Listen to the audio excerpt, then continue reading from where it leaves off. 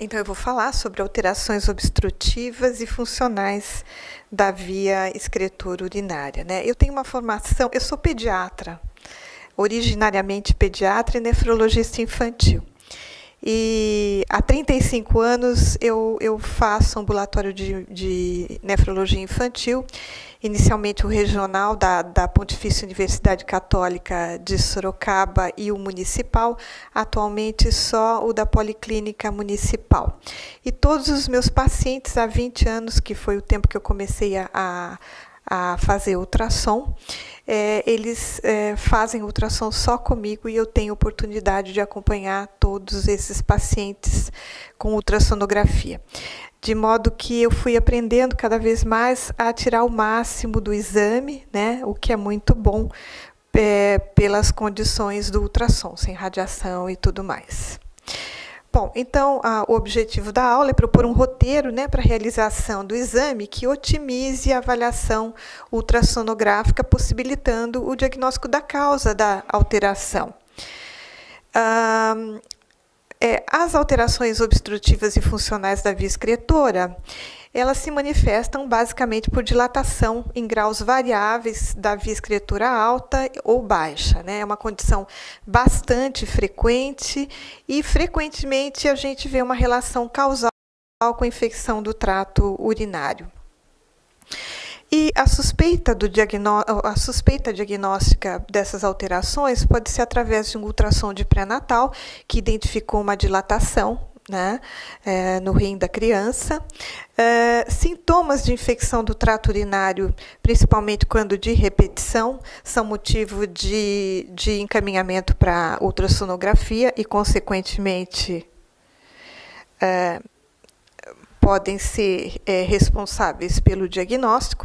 Disfunção miccional também é uma causa de solicitação do exame e daí identificação frequente de alterações da via excretora e alterações do exame de urina tipo 1.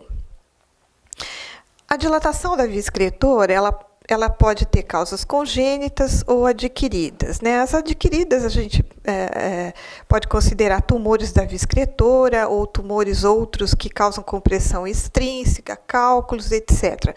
Mas essas adquiridas nós não vamos abordar na aula. Nós vamos ficar realmente com as causas congênitas, que podem ser obstrutivas, né? Estenose de junção uretero-piélica, estenose de junção uretero-vesical, a válvula de uretra posterior, e as funcionais, né? As funcionais são, de certa forma, as de mais difícil diagnóstico, né? A mais importante é o refluxo vésico-ureteral, associado ou não à disfunção do trato urinário inferior e o megagureter primário. Por que o refluxo é de mais difícil diagnóstico? Primeiro, porque tem que ter paciência para você identificar um refluxo vésico-ureteral através de ultrassonografia. Existem condições que você deve observar para que você consiga identificar o refluxo numa ultrassonografia. Bom, o ultrassom, quando a gente prioriza o uso do ultrassom no estudo dessas crianças, a gente está protegendo o máximo possível do câncer induzido por radiação, ao qual as crianças de tenra idade são particularmente mais suscetíveis, né? E os avanços em qualidade de imagem dos aparelhos têm possibilitado que o ultrassom, muitas vezes, quando feito de maneira otimizada, possa ser o único exame de imagem utilizado. A gente pode utilizar para estudo da via excretora vários exames, né? A urografia excretora, a cintilografia com DMSA, DTPA, com prova do diurético, a tomografia, a ressonância, enfim, vários métodos de imagem. Mas um ultrassom bem feito, ele pode fazer com que não seja necessário prosseguir a investigação com outro tipo de exame de imagem.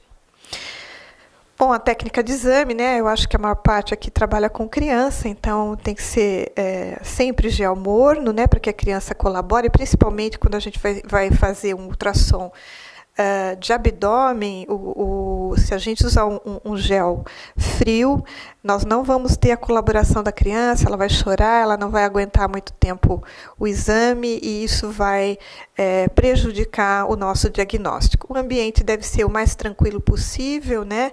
E bastante lúdico. Geralmente eu coloco filminhos, música para criança, né? Os desenhos com música, etc.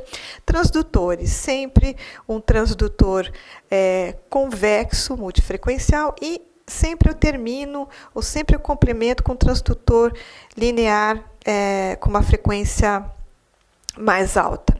E é importante que a criança seja bem hidratada. A boa hidratação da criança é fundamental para um exame de avaliação da via urinária.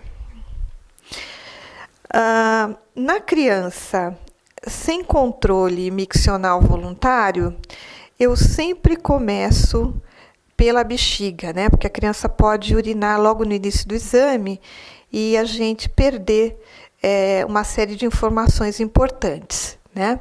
Então, quando eu começo o exame com a bexiga, eu vou avaliar. A primeira coisa que eu procuro ver é se o ureter distal está visível, ele está dilatado ou não. Eu vou verificar a espessura da parede vesical, a presença de ureterocele na bexiga e avaliar os jatos ureterais. É muito importante que a gente só conclua o exame após enchimento vesical próximo à capacidade vesical média esperada para a idade, né? Toda vez que esse volume for menor, a gente vai perder muita informação importante para essa criança. A gente só para com volume menor que esse em crianças que têm disfunção miccional, que têm uma hiperatividade do detrusor, que realmente não conseguem atingir a capacidade média esperada para a idade. Mas nessas crianças isso não atrapalha, porque se elas têm uma hiperatividade do detrusor, por exemplo, para avaliação de refluxo, isso já me serve, porque elas não vão estar com uma capacidade, um enchimento vesical perto da capacidade média esperada para a idade, no entanto, elas vão estar contraindo a bexiga, contraindo o detrusor, e eu vou ter oportunidade de ver se elas apresentam refluxo. E qual é a capacidade vesical média esperada para cada idade, né? Segundo o International Children Continence Society, a gente considera de 0 a 1 ano 38 ml mais 2,5 vezes a idade em meses. E em crianças de 1 a 12 anos, 30 mais a idade em anos vezes 30. Adolescente e adulto, 400 a 490 ml. A mínima esperada para a idade, isso é importante quando a gente avalia a hiperatividade do detrusor, seria 65% da capacidade média esperada para a idade. Então, 65% da média é considerada a capacidade vesical mínima para aquela idade, para aquela criança. Toda vez que o detrusor começar a contrair antes dessa capacidade mínima esperada para a idade, a gente caracteriza uma hiperatividade do detrusor. E, consequentemente, caracteriza também uma bexiga de capacidade reduzida, porque geralmente essas crianças que começam com a contração antes, elas não toleram, elas vão para a urgência miccional antes dessa capacidade mínima esperada para a idade. Toda vez que a urgência miccional ou a perda urinária acontece antes desse volume, a gente considera que a capacidade vesical está reduzida. E a capacidade média seria 50% a mais, aliás, a capacidade máxima seria justamente 50% a mais da capacidade média esperada para a idade. Bom, eu comentei que para que a gente consiga fazer diagnóstico com ultrassom das alterações, principalmente funcionais da via excretora urinária, é necessário que a gente otimize o nosso ultrassom. Então, hidratação adequada da criança, enchimento vesical adequado e saber identificar as contrações do detrusor. Isso se faz através do que a gente chamou, do que a doutora Maria Tereza Filgueiras, que é uma mineira, né, que fez a tese dela de mestrado, chamou de ultrassom dinâmico de vias urinárias. Tá? O ultrassom dinâmico de vias urinárias desenvolvido pela doutora Maria Tereza Filgueiras é extremamente completo só que ele é muito demorado. Então, na prática clínica, muitas vezes a gente precisa, quando não é solicitado um dinâmico, que a gente tem oportunidade de ficar um tempo grande com a criança, na rotina a gente precisa otimizar usando esses dados que eu falei para vocês. Então, nunca terminar o exame enquanto a criança não atingir a capacidade média esperada para a idade e vocês verem iniciar a contração do detrusor. Quais são os sinais de contração do detrusor? Seria o arredondamento da bexiga, né? Então, você vê a bexiga cada vez mais redondinha e na criança menor sem controle miccional. A partir daí você vê a eliminação urinária e no longitudinal o aumento do antero posterior. E também o enrugamento da mucosa vesical, né? Porque contrai a musculatura, consequentemente a mucosa que teria um tamanho, uma extensão maior, com a contração da musculatura, ela enruga e a gente vê um serrilhado na mucosa da bexiga. E quando a doutora Maria Tereza Filgueiras desenvolveu a técnica, um dos dados seria acompanhar as alterações de toda a via excretora durante o período de enchimento fisiológico da bexiga e durante a contração do detrusor. Na prática, é o que eu falei, como a gente não pode fazer a técnica completa, pelo menos a gente observa até a contração do detrusor para diagnóstico dessas alterações funcionais. Bom, toda vez que a gente está fazendo essa avaliação, a gente deve verificar a presença, principalmente quando há hiperatividade do detrusor, de sinais de aumento da pressão intravesical, né? Então, espessamento, trabeculamento da parede vesical, presença de divertículos, interrupção do jato ureteral. Quando há uma hiperatividade do detrusor, a baixa complacência vesical, ela aumenta a pressão diastólica intravesical, contra o qual o ureter deve bombear a urina que vem do trato urinário superior. E a urina residual, então, passa a ser um fator importante na patogênese da hidronefrose, da infecção do trato urinário, do refluxo vésico-ureteral e da lesão renal. Frente a uma dilatação da via excretora urinária, o que a gente tem que fazer? Você tem que primeiro seguir aquele raciocínio básico, né? Classificar em obstrutiva ou funcional, né?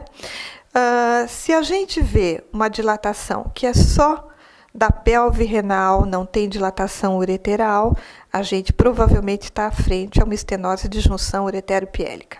Se a gente vê pelve renal e ureter, pelve e cálices, né? Muitas vezes, em algumas vezes, e ureter dilatados, a gente tem que verificar se tem uma ureterocele na bexiga. Se tiver, a gente faz diagnóstico de estenose de junção uretero-vesical. Se não, a gente vai ter que fazer o diagnóstico diferencial, vai ter que pesquisar a possibilidade de um refluxo vésico-ureteral.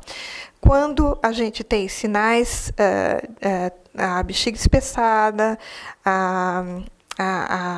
os dois ureteres e pelves dilatados, a gente tem que pensar numa obstrução mais à frente, então a nível de uretra, então no menino a válvula de uretra posterior e na menina a estenose de uretra.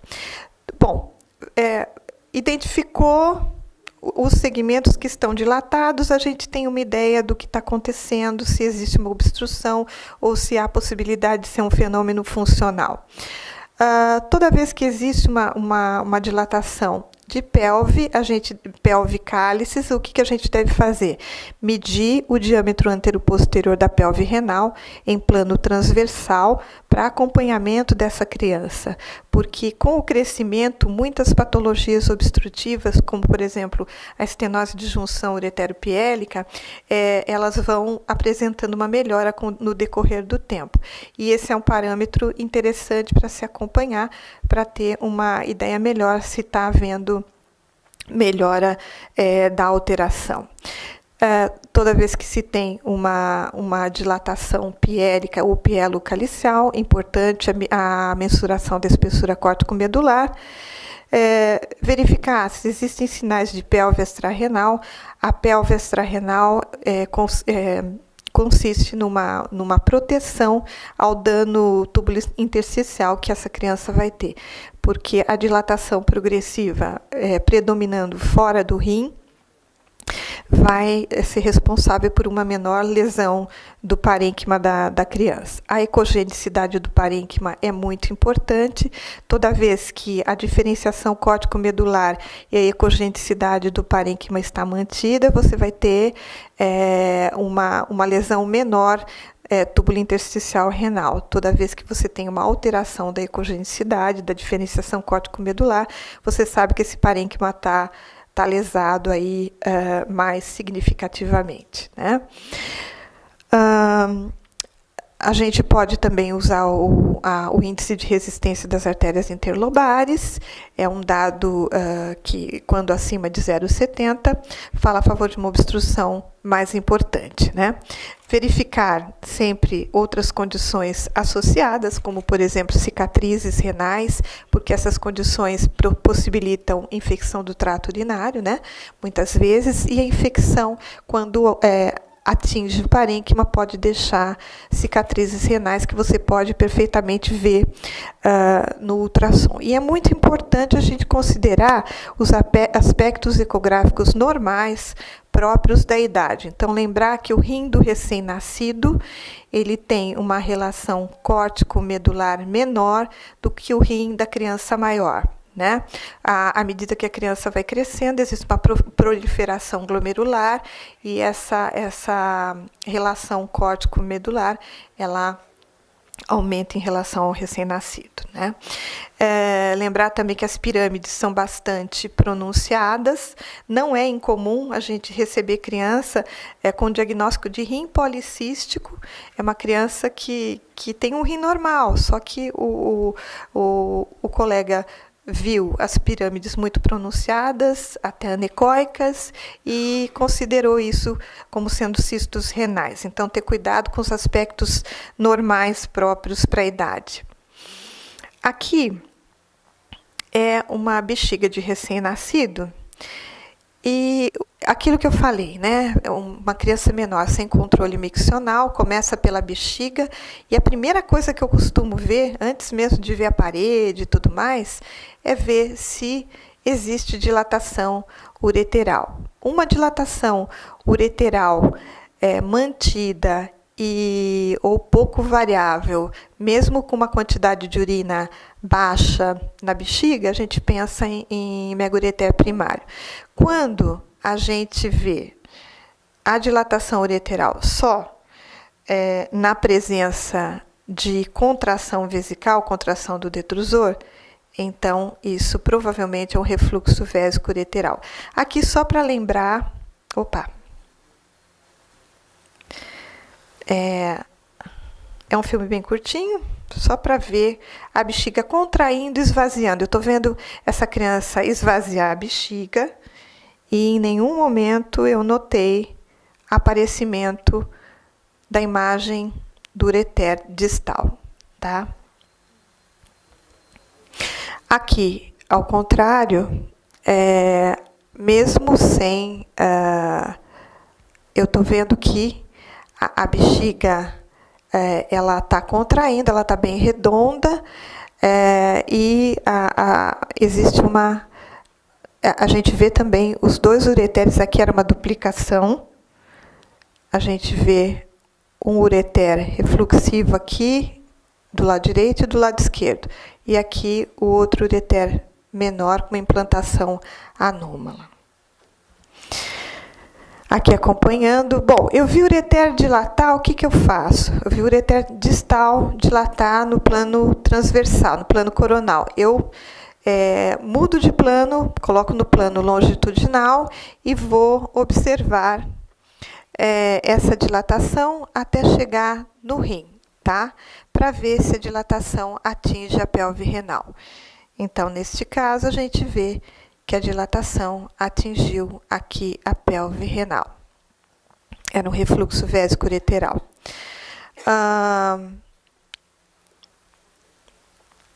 Aqui é o mesmo rim, só que num momento diferente. Então, veja bem, no refluxo vésico-ureteral, quando contrai a bexiga, a urina sobe, né? Quando você espera um pouquinho, o que acontece? A pelve que estava dilatada, ela passa a ser virtual. Você não vê dilatação da pelve. Aqui um outro caso, a gente vê nesta primeira foto aqui, uma bexiga flácida, né? Uma bexiga que para a idade o volume não era ainda, não estava adequado para contrair, para contrair o detrusor. Então, uma bexiga flácida, não se vê dilatação ureteral. Agora aqui, a bexiga contraindo, e já aparece à esquerda aqui uma imagem do ureter, tá? A gente sobe o nosso transdutor para ver se essa dilatação ela vai até o rim e verifica que a pelve renal também se dilatou. Passa um pouquinho de tempo, vamos avaliar novamente e a pelve voltou a ser virtual, né? Porque o refluxo é intermitente. Aqui um filme, tá? Então, veja bem, quando a gente não tem oportunidade de fazer a pesquisa de refluxo por contraste de microbolhas, que é lindo, né? Que nós vimos ali o doutor Marcelo e facilita bem a vida da gente, isso não impede que pelo ultrassom a gente faça um diagnóstico de refluxo. É só ter paciência e que a gente vai conseguir ver. Então, aqui tem um filme que pode exemplificar isso. Então, aí a gente já vê a bexiga contraindo, olha lá, ela está arredondando e olha o ureter distal esquerdo aparecendo, né? Olha, ela enrugando as paredes e arredondando, a forma dela bem redondinha, e a gente vendo que à medida que isso acontece, o ureter distal esquerdo, olha, aumenta em função de urina que está refluindo para aí, né?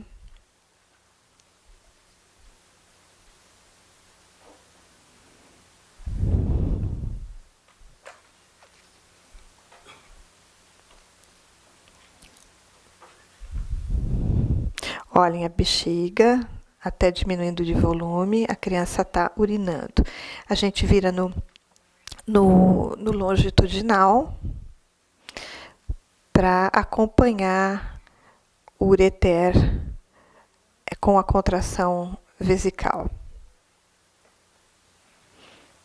Nunca é muito fácil, né? Porque a criança às vezes não colabora. E o que a gente vê chegando no rim ali, a pelve enchendo, pelve cálices, né? Caracterizando então o refluxo. Agora, eu costumo sempre esperar a repetição do evento e tirar a prova dos 9 também. Isso é possível quando a criança urina e depois volta a encher a bexiga. Às vezes eu faço o exame 2 vezes para confirmar a alteração com esvaziamento vesical e tudo mais. Bom, basicamente é isso. Tem mais, mas é só repetição do mesmo aparecimento do refluxo na mesma criança, né? Bom, a gente falou sobre refluxo, comentamos que o ureter, mega-ureter primário, você tem uma dilatação não relacionada com a contração vesical, mesmo numa bexiga flácida, você vê ureter dilatado, hipoperistáltico, né? Já no refluxo, a dilatação ureteral só aparece quando há a contração do detrusor, né, na criança. Vamos ver então as obstrutivas que eu já falei, só para a gente passar a ver algumas imagens. Então, a estenose de junção uretero-piélica é a mais frequente, geralmente os casos unilaterais leves e moderados, a conduta é só segmento clínico. Nos casos leves, a gente vê que reduz a cada 20% a cada ano, e nos moderados, 10% ao ano. Muitas crianças chegam à condição de junção normal depois de alguns anos.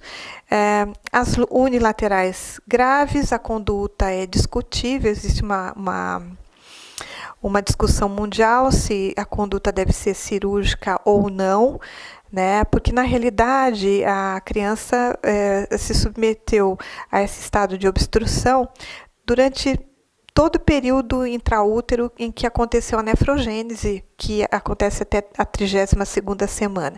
Então, o que tinha que lesar esse parênquima renal, com certeza já lesou. Se você opera, você vai impedir danos posteriores, mas os danos mais importantes são no período de nefrogênese. E, então, é muito discutível se deve-se partir para a conduta cirúrgica ou não. Nas bilaterais graves, como não tem, os dois rins são comprometidos, se tenta uma nefrostomia e posteriormente uma plástica da junção, mas porque o caso é extremo. Então, aqui uma imagem, né, de uma estenose de junção, então os cálices e a pelve dilatada e o afilamento da pelve renal na saída do ureter proximal. Aqui um outro caso, aqui já praticamente com parênquima residual bastante escasso, né, bastante afilado, né. Aqui, um caso mais extremo ainda, que houve uma atrofia do rim secundária a uma estenose de junção bastante grave, né? O parênquima acabou em atrofia, né? Houve perda da diferenciação córtico-medular e aumento da ecogenicidade. Esses casos, inicialmente, eles têm a pelve grande, o rim grande. Depois, quando vai passando o tempo, esse rim vai atrofiando e até a pelve fica menor em função da perda total de função desses rins. O IR da interlobar, fazer Doppler em criança é sempre um desafio, porque eles se mexem muito, eles choram. Então, quando a gente pega 2, 3 ondinhas, a gente geralmente utiliza para fazer a medição, né? Então, ali aquele Doppler deu 0,73. O ureter retrocável é uma condição em que a gente vê a porção, normalmente a porção infrarrenal da veia cava, ela é posterior ao ureter, né? Mas eventualmente o ureter pode assim, ao invés de correr atrás medialmente a veia cava, ele pode correr, ou melhor, geralmente ele fica embaixo da veia infrarrenal, abaixo da veia cava inferior, né? E a veia cava é posterior ao ureter, mas ele pode também ter uma variação anatômica e correr por cima da veia cava, né?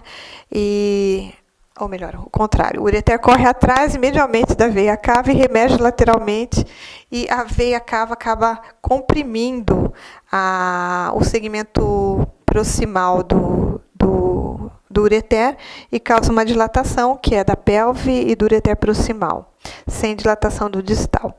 A estenose de junção, a maior parte dos casos, está relacionada com duplicação pielo-ureteral, sendo que o segmento superior, ele geralmente é obstrutivo e o o inferior é refluxivo, né? Então, a gente vê aqui a pelve superior dilatada e aqui a pelve inferior não virtual, né? Assim, com um pouquinho de urina, mas como geralmente o segmento inferior, isso não é a regra, mas é o que mais acontece, é refluxivo, ele depende de estar acontecendo refluxo na hora para você visualizar. E o superior geralmente é o que cursa com estenose de junção uretero-vesical. Então a gente vê nesse caso aqui a pelve superior em continuidade com o ureter dilatado. Aqui, outro caso, saindo os dois ureteres superior e inferior. Aqui uma dilatação mais importante do segmento inferior, que geralmente é refluxivo. E acompanhando o segmento ureteral superior, a gente vê aqui uma ureterocele, caracterizando, então, uma estenose de junção uretero-vesical, né? Aqui é um caso de rim multicístico displásico à direita e uma estenose de junção uretero-vesical à esquerda. Então, aqui o rim, uma diferenciação córtico-medular praticamente inexistente, né, com áreas ecogênicas e alguns cistos residuais. Já é um rim multicístico displásico em fase de atrofia, né? Então, do lado direito, a criança tinha um rim multicístico displásico e do lado esquerdo tinha uma estenose de junção uretero-vesical. A gente visualizando aqui a dilatação da pelve.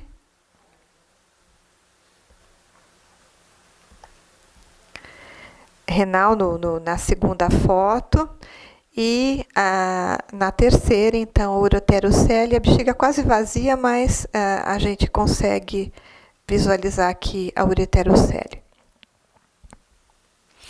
Aqui é outro caso de uma duplicação com estase calicial inferior por refluxo, né? Bom, nas obstruções baixas, então a gente tem a válvula de uretra posterior no menino e a estenose de uretra na menina, né? 73% dos casos de válvula de uretra posterior, a gente pode visualizar mesmo por ultrassom a dilatação da uretra prostática, né? Por via transperineal. Mas a uretra tem que estar, então, cheia de urina. Então, na válvula de uretra posterior, a bexiga bastante espessada. Lembrar que a bexiga com enchimento normal, a gente espera no máximo 3 milímetros de espessura, quando ela está pouco repleta, até 5. E a gente vê aqui uma dilatação pielocalicial importante, aqui a bexiga e a dilatação da uretra prostática.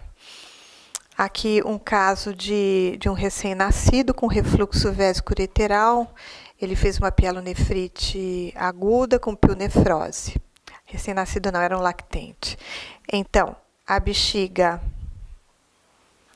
aqui com esse enchimento, já mostrando uma dilatação ureteral, que a gente seguia e verificava que ela chegava até a pelve renal, tá? Do lado direito. À esquerda, a criança não tinha dilatação da pelve renal. Quando a gente colocava o transdutor linear de alta frequência, era nítido a presença de material ecogênico dentro da pelve renal, né? Então, esse rim estava aumentado de volume, dilatado, com refluxo desse lado e material ecogênico dentro da pelve renal, então uma pionefrose. Bom, o megaureter primário eu já comentei, né? Lembrar que o ureter é bem dilatado, mas não há uma dilatação pielocalicial importante associada. a etiologia é um segmento ureteral aperistáltico, 40% regride até 2 anos, e os com diâmetro em torno de 6 milímetros, que são os mais estreitos, né, que não muito dilatados, eles regridem mais rapidamente. Então, considerações finais, insistindo, né, a gente sempre tem que avaliar considerando o estado de hidratação do paciente, o estado de enchimento vesical, tá? Veja bem, a dilatação que aparece na pelve bilateralmente, dilatação assim, normalmente a gente não vê urina na pelve renal, né? A pelve, na realidade, ela é virtual em condições normais. Quando a pessoa ou a criança tem uma hiperidratação, à medida que o tempo passa, o que acontece? O aumento da taxa de filtração glomerular pela hiperidratação faz com que haja uma produção aumentada de urina. E essa pelve passa a ser marcada. A gente começa a enxergar urina na pelve renal. Então, a pelve aparece a imagem anecóica, mas geralmente ela, se não houver diferença, lesão nenhuma parenquimatosa nos 2 rins, ela vai ser simétrica nos 2 rins, tá? Essa dilatação da pelve renal por hiperidratação, quando a criança ou a pessoa urina, ela não desaparece, ou seja, ela não depende do enchimento vesical. A dilatação que desaparece com o enchimento, quando você esvazia a bexiga, aí você tem que ficar atento que pode ser um refluxo. Porque a da hiperidratação, a pessoa faz urina, né? Procede a micção e ela pode até melhorar, mas ela permanece num grau pouco diferente do que estava antes da micção. Lembrar também que nos casos obstrutivos, depois que se faz a correção cirúrgica, como aquela estrutura, seja o ureter, seja a pelve renal, permaneceu muito tempo distendido, existe uma perda da elasticidade. Então, a gente vê, depois das cirurgias, as plásticas de junção ureteropiélicas, por exemplo, que a dilatação se mantém. Mas aí, nesses casos, é importante, inclusive para a mãe se tranquilizar, no caso das crianças, né, que você avalie a junção, você veja que não há estreitamento para tranquilizá-la, que a plástica ficou bem feita e explicar que, na realidade, não vai voltar ao normal porque a perda de elasticidade aconteceu da estrutura e a aparência vai continuar dilatada, mas que a obstrução já não existe mais, né? Obrigada.